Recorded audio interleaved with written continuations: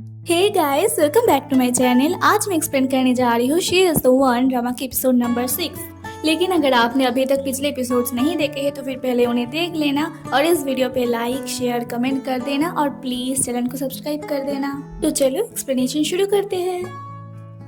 Episode 6 की शुरुआत में हमें फिर से वही दिखाया जाता है कि वेन नहीं चाहता है कि सिया अपना 1 लाख रुपए पूरा कर ले, क्योंकि इससे सिया वेन के साथ एंगेजमेंट तोड़ देगी। इसीलिए वो सिया को बुलाकर इतनी कुछ ही समय में इतना सारा बोनस पाने के लिए ट्रीट देने के लिए बोलता है। और उसके बाद असिस्टेंट भी सिया को समझाता है तो सिया भी खुशी खुशी राजी हो जाती है ट्रीट देने के लिए। फिर सिया वेन को रात की डिनर ट्रीट करती है तो वेन उसे एक बहुत बड़े रेस्टोरेंट पर लेकर जाता है और वहाँ पर पहले से ही सब कुछ ऑर्डर करके रखता है। पर सिया इतनी बड़ी रेस्टोरेंट पर पहली बार आई होती है, इसीलिए वो सब गड़बड़ कर रही होती है और फिर खाना शुरू करने से पहले सारी चीजों की पिक क्लिक कर रही होती है और ये सब कुछ देखकर वेन बहुत ही ज्यादा इरिटेट हो रहा होता है। फिर सिया ठीक से खा भी नहीं पा रही होती है, इसलिए इस पर वेन खुद ही आकर उसकी मदद करती है। तो सिया को लगता है कि वेन इतना भी बुरा नहीं है। फिर डिनर हो जाने के बाद जब बिल आता है तो ये सुनकर तो सिया की जैसे दिमाग ही घूम जाता है। इन दोनों का टोटल बिल आता है 58,000। सिया वेन से कहता है कि इतना ज्यादा बिल? तो वेन कहता है तुमने तो कहा था कि तुम मुझे ट्रीट दोगी। तो सिया कहती है कि हाँ, परंतु इतना ज्यादा बिल? तो वेन कहता है कि हाँ, आखिरकार मैंने भी तो तुम्हें इतना सारा बोनस दिया था। और फिर बिल को लेकर ये दोनों कुछ देर तक झगड़ने लगते हैं और फिर सिया बिल ना देकर ही चुपके से निकल जाती है। फिर कुछ देर बाद जब फिर से ये आकर वेन से बिल मांगती है तो वेन कहता है कि मैं बिल दूंगी कि उस लड़की ने नहीं दिया। और इधर सिया तो चली आती है, परंतु अभी भी उसको वेन का फिक्र हो रहा होता है और वो अजीब अजीब इमेजिनेशन करने लगती है। फिर वो अपनी न्यू फ्रेंड लॉन्ग सियाडोंग को कॉल करती है, जो कि क्रिमिनल डिपार्टमेंट में ही करती है। तो सियाडोंग कहती है कि बिल पे ना करके चले आने से चाइना के रूल के हिसाब से जेल तक की हो सकती है। तो सिया फिर से अजीब अजीब इमेजिनेशन करने लग जाती है। फिर सिया बहुत ज्यादा टेंशन में आ जाती है और फिर भागकर रेस्टोरेंट पे लौट जाती है। फिर रेस्टोरेंट पे पहुंचकर सिया जल्दी से बिल पे कर देती है और वहाँ पर वेन को ना देखकर उसे लगता है कि शायद सच में ही वेन को पुलिस ने लेकर चला गया। और तभी वेन आ जाता है तो सिया पूछती है कि तुम पुलिस स्टेशन से चले आए? तो ये वेटर कहती है कि मैम, ये मिस्टर तो टॉयलेट गए थे। फिर सिया तो और भी ज्यादा परेशान हो जाती है क्योंकि उसकी 58,000 तो चली गई। तो वेन कहता है कि कोई नहीं, तुम फिर से बहुत जल्दी वो कमा लोगी। और फिर बाद में सिया रात को भी सो नहीं पा रही होती है उसी 58,000 के लिए।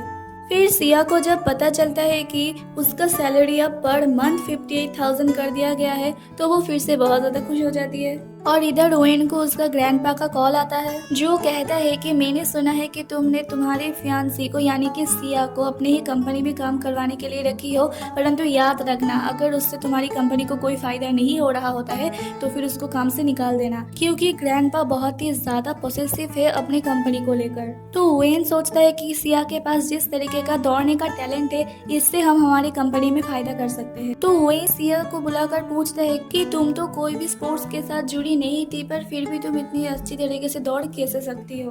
तो सिया यहाँ पर सच्चाई कह देती है कि वो लड़की नहीं है जिस लड़की के साथ वेन की शादी होने वाली थी, वो उसकी बहन है। और ये बात मिस्टर वेन को यानी कि सिया के हस्बैंड को बताने के लिए मना करती है।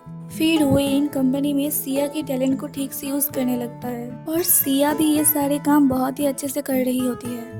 उसके बाद रात को वेन सिया को घर छोड़ने आता है और वहाँ पर टाइम का बहाना करके वहीं पर रुकने के लिए कहता है। सिया मना तो करती है पर वेन उसकी कोई भी बात नहीं सुनता। फिर वेन जल्दी से पहले घर में आकर सिया के ही कमरे में घुस जाता है और वार्कर से कहता है कि दूसरे बेडरूम को लॉक कर देने के लिए।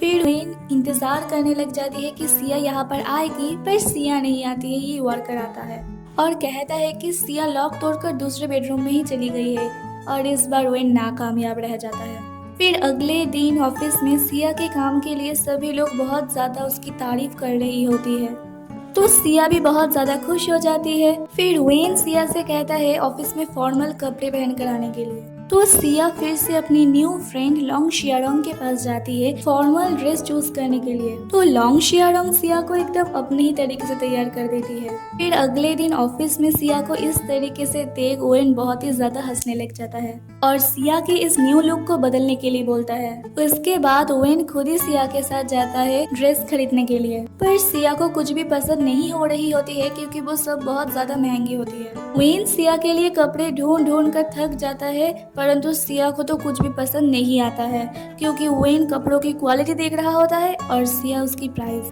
फिर बाद में ओवेन सिया के लिए घर में इतने सारे कपड़े भेज देता है तो वर्कर कहता है सिया को कि मास्टर आपको बहुत ज्यादा पसंद करते हैं, इसीलिए आपके लिए इतना कुछ करता रहता है।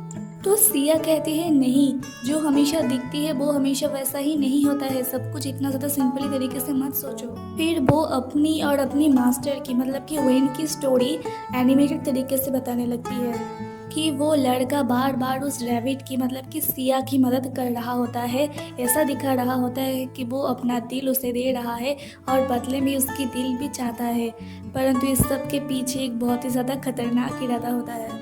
फिर बाद में ये सब सुनकर वर्कर ओवेन को ये सब बताता है कि सिया आपके बारे में ये सब सोच रही है, इसीलिए ओवेन फिर से रात को लाइट ऑफ करके मिस्टर ओवेन बन के यानी कि सिया का हस्बैंड बन के आता है और कहता है कि तुम मेरे साथ एंगेजमेंट तोड़ना चाहते हो ना, और ओवेन हम दोनों को इसी बात पे मदद कर रहा है, इसीलिए तुम उसकी बात मानती जाओ। और इसी के साथ एपिसोड 6 यहीं पे ख़त्म हो जाता है। अगर वीडियो अच्छा लगा तो please like share and comment कर देना एंड प्लीज़ चैनल को सब्सक्राइब कर देना और मुझे सपोर्ट करने के लिए आप लोगों का बहुत बहुत शुक्रिया। मैं फिर से आप लोगों से मिलूंगी इसके अगले एपिसोड के साथ, तब तक के लिए अपना ध्यान रखना, दूसरों का भी ध्यान रखना। Bye bye.